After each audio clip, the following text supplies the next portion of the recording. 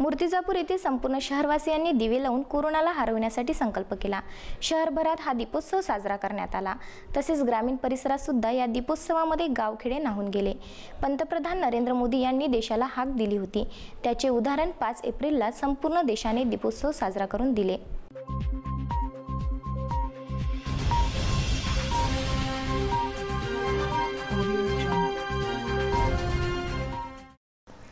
मूर्तिजापूर शहर व तालुक्यात रविवारी संध्याकाळी सर्वांनी एकत्रित येऊन रात्री 9:09 प्रतीक्षा केली। एकीकडे कोरोनाचे संकट तीव्र होताना दिसत आहे। संदिग्ध रुग्णांचा वाढता आकडा मनावर नैराश्याचे ओझे वाढवत आहे। मात्र 9 वाजताच्या ठोक्याला घरातील दिवे विझवण्यात आले।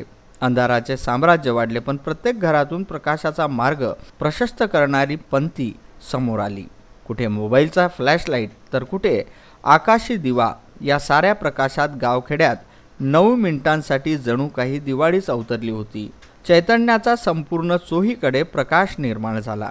कोरोनाचे नैराश्य मनातून निघून गेले आणि आम्ही कोरोनाच्या संकटाचा सामना करण्यास सदैव संघटित आहोत असा संदेश या निमित्ताने दिला गेला।